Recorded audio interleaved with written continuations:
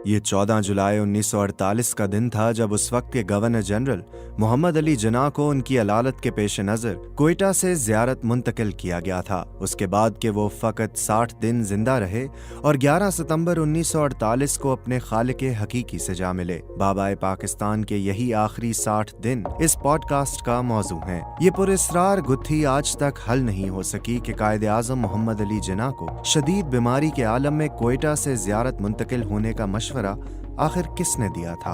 आप सुन रहे हैं BBC उर्दू की पॉडकास्ट और मैं हूं साद सोहेल।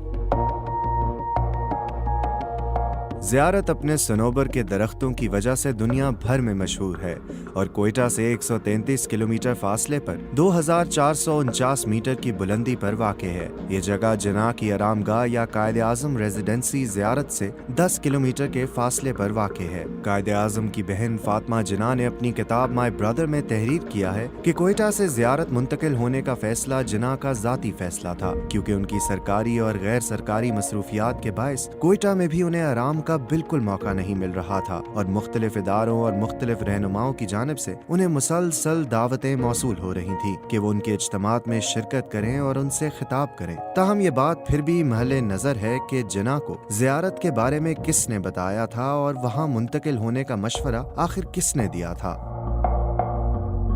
ज़ियारत पहुंचने के बाद भी उन्होंने किसी मुस्तनद मुआलिज से इलाज करवाने पर तवज्जो न दी, लेकिन उन्हीं दिनों इत्तला मिली कि मशहूर डॉक्टर रियाज अली शाह अपने एक मरीज को देखने के लिए ज़ियारत आए हुए हैं। फातिमा जिन्ना ने अपने भाई से कहा कि डॉक्टर रियाज अली शाह की ज़ियारत मौजूदगी से फ़ायदा उठाना चाहिए, मगर उन्होंने ये कहते हुए तजवीज़ सख्ती से मुस्तरद कर दी कि उन्हें कोई ज़्यादा संगीन मर्ज लाहक नहीं है और अगर सिर्फ उनका मेदा खुराक को जरा बेहतर तौर पर हजम करने लगे तो वो जल्द ही दोबारा सेहतमंद हो जाएंगे। बकौल फातिमा जिन्ना वो डॉक्टरों के ऐसे मशवरों से हमेशा गुरेज करते थे कि क्या करें, क्या खाएं, कितना खाएं, कब सोएं और कितनी देर आराम करें, मगर जल्द ही वो अपनी इस आदत को तर्क करने पर मजबूर हो गए। ज़ियारत पहुंचने के एक हफ्ते के अंदर उनकी तबीयत इतनी ख़राब हुई कि उनकी ज़िंदगी में पहली मर्तबा उनकी सेहत खुद उनके लिए परेशानी का बायस बन गई।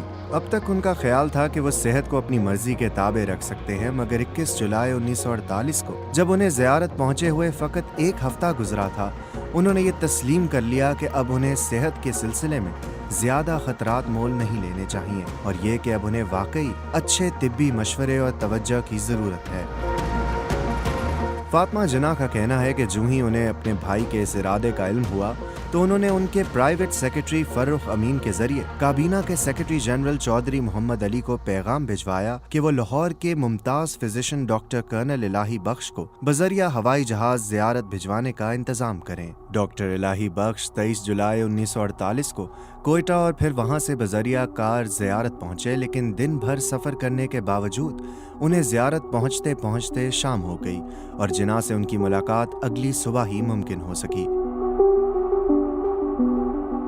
उन्होंने अपनी किताब में लिखा है कि जब मैंने कायद से उनकी बीमारी से मुताल्लिक इस्तफसार किया तो उनका तमाम जोर इसी बात पर था कि वो बिल्कुल ठीक हैं और ये कि उनका मेदा ठीक हो जाए तो वो जल्द ही मामूल के मुताबिक काम करने लगेंगे। मगर जब डॉक्टर इलाही बख्श ने जिन्ना का सरसरी मुआयना किया तो वो इस नतीजे पर पहुंचे कि उनका मेदा तो बिल्कुल ठीक है, लेकिन उनके सीने और फेफड़ों के बारे में सूरत हाल इत्मीनान बख्श नहीं है। डॉक्टर इलाही बख्श के मशवरे पर अगले दिन कोयटा के सिविल सर्जन डॉक्टर सदीकी और क्लिनिकल पैथोलॉजिस्ट डॉक्टर महमूद जरूरी आलात और साजो सामान के साथ ज़ियारत पहुंच गए। उन्होंने फौरी तौर पर जिन्ना के टेस्ट किए, जिनके नताइज ने डॉक्टर इलाही बख्श के उन खदशात की तस्दीक कर दी कि वो तपेदिक के मर्ज में मुब्तला हैं। डॉक्टर इलाही बख्श ने जिन्ना के मर्ज के हवाले से सबसे पहले फातिमा जिन्ना को मुतला किया और फिर उन्हीं की हिदायत पर अपने मरीज को भी आगाह कर दिया। डॉक्टर इलाही बख्श लिखते हैं, कायदे आज़म ने जिस अंदाज में मेरी तशखीस को सुना, मैं उससे इंतहाई मुतासिर हुआ। चौधरी मोहम्मद हुसैन चट्ठा ने अपने एक इंटरव्यू में ज़मीर अहमद मुनीर को बताया कि जब डॉक्टर इलाही बख्श ने जिन्ना को बताया कि उन्हें तपेदिक का मर्ज लाहक है तो जिन्ना ने जवाब दिया, डॉक्टर ये तो मैं 12 बरस से जानता हूँ। मैंने अपने मर्ज को सिर्फ इसलिए जाहिर नहीं किया था कि हिंदू मेरी मौत का इंतजार न करने लगें। बड़े सगीर की जद्दोजहद आज़ादी के मौजू पर लिखी गई मशहूर किताब फ्रीडम एट मिडनाइट के मुसन्निफीन लैरी कॉलिंस और डोमिनिक लापियर ने बिल्कुल दुरुस्त लिखा है कि अगर अप्रैल 1947 में माउंटबेटन, जवाहरलाल नेहरू या महात्मा गांधी में से किसी को भी इस गैर मामूली राज का इल्म हो जाता जो बम्बई के एक मशहूर तबीब डॉक्टर JAL पटेल के दफातर की तिजोरी में इंतहाई हिफाजत से रखा हुआ था, तो शायद हिंदुस्तान कभी तकसीम न होता और आज एशिया की तारीख का धारा किसी और रुख पर बह रहा होता। ये वो राज था जिससे बरतानवी सीक्रेट सर्विस भी आशना न थी। ये राज जिना के फेफड़ों की एक एक्सरे फिल्म थी जिसमें बानिया पाकिस्तान के फेफड़ों पर टेबल टेनिस की गेंद के बराबर 2 बड़े बड़े धब्बे साफ नजर आ रहे थे। हर धब्बे के गिर्द एक बाला सा था जिससे ये वाजे हो जाता था कि तपेदिक का मर्ज जिना के फेफड़ों पर किस कदर जारहाना अंदाज में हमलावर हो चुका है। डॉक्टर पटेल ने जिना की दरख्वास्त पर इन एक्सरेज के बारे में कभी किसी को कुछ ना बताया। ताहम उन्होंने जिना को इलाज और सेहतयाबी के लिए ये मशवरा जरूर दिया कि उनका इलाज सिर्फ और सिर्फ आराम में मुज़मर है। मगर बानिया पाकिस्तान के पास आराम का वक्त कहाँ था। उनके पास वक्त कम था और काम बहुत ज्यादा था और वो बाकायदा इलाज का एहतमाम कभी ना कर सके। वो इतनी आहनी हिम्मत के मालिक थे कि उन्होंने अपने मर्ज के बारे में अपनी अजीज तरीन बहन को भी आगाह नहीं किया। हत्ता कि उन्होंने डॉक्टर इलाही बख्श को भी अपने राज से उसी वक्त आगाह किया जब वो खुद यही तशखीस कर चुके थे।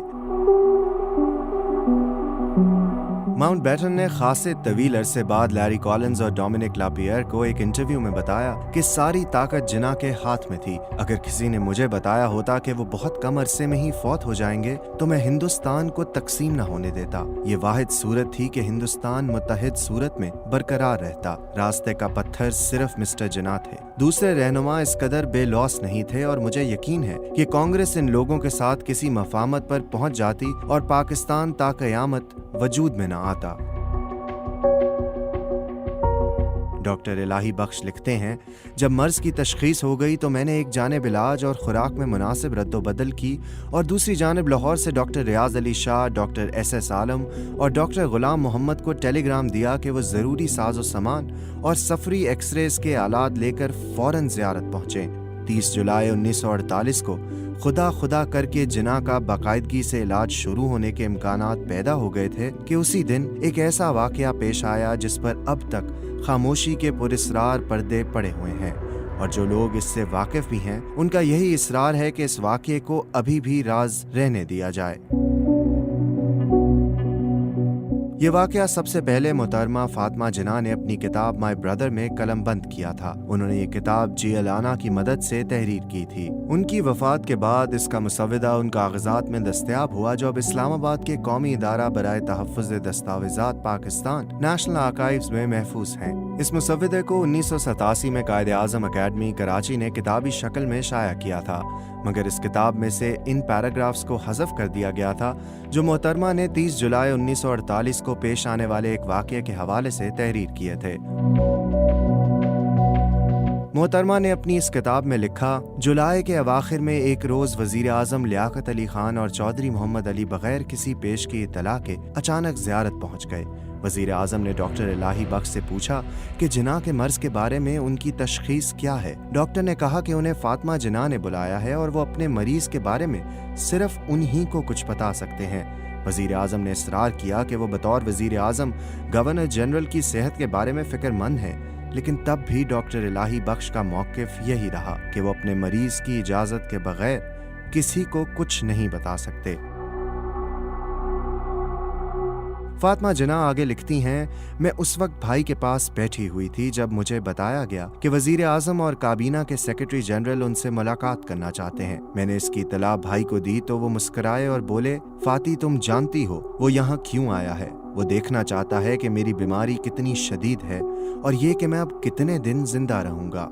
चंद मिनट बाद उन्होंने अपनी बहन से कहा, नीचे जाओ, वज़ीर आज़म से कहो मैं उससे भी मिलूंगा। फातिमा जिना ने भाई से गुजारिश की कि बहुत देर हो चुकी है, आप उनसे सुबह मिल लीजिएगा, मगर जिना ने हुक्म दिया, नहीं, इसे अभी आने दो, वो खुद आखिर अपनी आंखों से देख ले।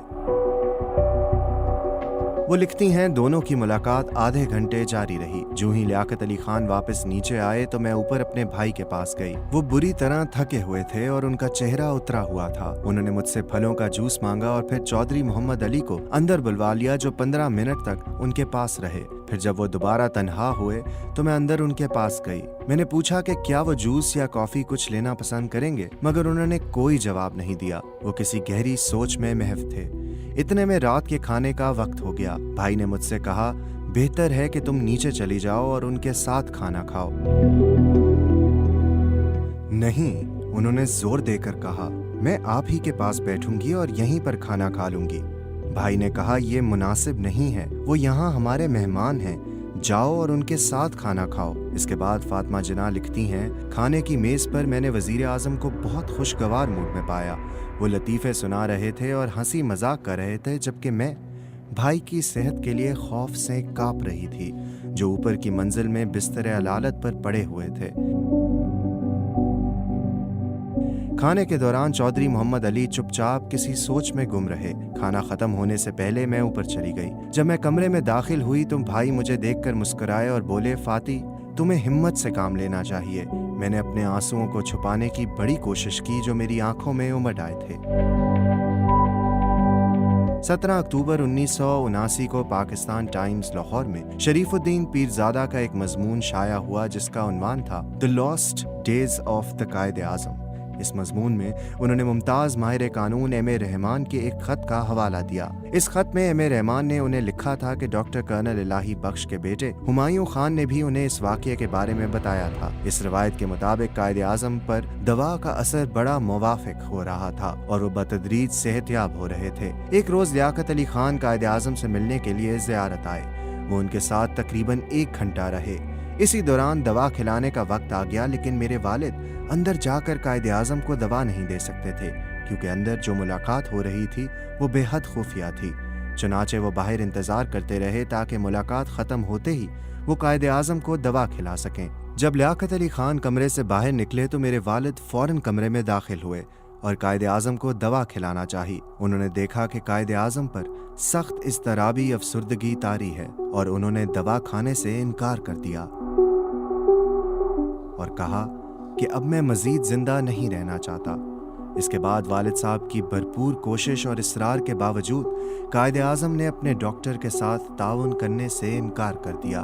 हुमायूं खान ने मजीद बताया कि कायदे आजम के इंतकाल के फौरन बाद लियाकत अली खान ने मेरे वालिद को बुलावा भेजा। लियाकत अली खान ने उनसे पूछा कि उस रोज ज़ियारत में जब मैं कमरे से बाहर निकल आया और आप अंदर गए तो कायदे आजम ने आपसे क्या बात की थी। मेरे वालिद ने लियाकत अली खान को बहुत यकीन दिलाने की कोशिश की कि कायदे आजम ने आप दोनों के माबेन होने वाली गुफ्तगू के बारे में मुझसे कतन कोई बात नहीं की थी, सिवाय इसके कि उसके बाद कायद ने दवा खानी बंद कर दी थी। लेकिन मेरे वालिद के इस जवाब से लियाकत अली खान को तसल्ली नहीं हुई। लियाकत अली खान काफ़ी देर तक मेरे वालिद को ज़ेर करने की कोशिश करते रहे। जब उनकी मुलाकात ख़त्म हुई और मेरे वालिद कमरे से निकलने लगे तो लियाकत अली खान ने उन्हें वापस बुलवाया और उन्हें तंबीह की कि अगर उन्होंने किसी और ज़रिए से इस मुलाकात के बारे में कुछ सुना तो उन्हें यानी मेरे वालिद साहब को संगीन नताइज भुगतना पड़ेंगे। ये डॉक्टर कर्नल इलाही बख्श के साहबजादे हुमायूं खान की बयान करदा रिवायत है, जो हम तक शरीफुद्दीन पीरजादा के तवस्सुत से पहुंची है। इसकी सेहत पर बहस की गुंजाइश हो सकती है, क्योंकि खुद डॉक्टर कर्नल इलाही बख्श ने अपनी किताब कायदे आजम के आखिरी अयाम में इससे मुख्तलिफ बयान दिया है। वो लिखते हैं, नीचे उतरा तो वजीर आजम से ड्राइंग रूम में मुलाकात हुई। वो इसी रोज मिस्टर मोहम्मद अली के साथ कायदे आजम की मिजाज पुरसी के लिए तशरीफ लाए थे। उन्होंने बड़ी बेताबी से कायदे आजम की कैफियत दरियाफ्त की और इस बात पर इत्मीनान का इजहार किया कि मरीज को अपने डॉक्टर पर एतमाद है और इंशाअल्लाह इसका उनकी सेहत पर अच्छा असर पड़ेगा। उन्होंने बहुत ताकीद की कि कायदे आजम की इस तवील बीमारी की जड़ का जरूर खोज लगाया जाए। मैंने उन्हें यकीन दिलाया कि कायदे आजम की हालत तशवीशनाक होने के बावजूद वो पुरुमीद हैं कि अगर उन्होंने वो जदीद दवाएं खा लीं जो कराची से मंगवाई जा रही हैं तो मुमकिन है कि वो सेहतयाब हो जाएंगे। बड़ी उम्मीद अफजा बात यह है कि मरीज में मुदाफियत की काफी कुव्वत है। वजीर आजम अपने रहनुमा और पुराने रफीक की अलालत से बहुत अफसरदा थे। उनकी दिलसोजी से मैं बहुत मुतासिर हुआ। अब हकीकत क्या है? اس کا علم تو صرف ان 5-6 شخصیات ہی کو تھا جو اس وقت موقع پر موجود تھیں۔ اب بدقسمتی سے ان میں سے کوئی بھی زندہ نہیں ہے۔ واقعے پر بھی 72 سال کے ماہ و سال کی گرد جم چکی ہے، اور اب ایسا کوئی ذریعہ باقی نہیں جو قوم کو اس واقعے کی اصلیت سے آگاہ کر سکے۔ اس پوڈ کاسٹ کے اسکرپٹ کے مصنف ہیں محقق اور مورخ عقیل عباس جعفری۔ یہ پوڈ کاسٹ ابھی جاری ہے۔ 31 جولائی 1948 کے بعد رونما ہونے والے واقعات کے بارے میں اگر آپ جاننا چاہتے ہیں تو آپ جلد ہی پوڈ کاسٹ کے دوسرے حصے میں اسے سن پائیں گے۔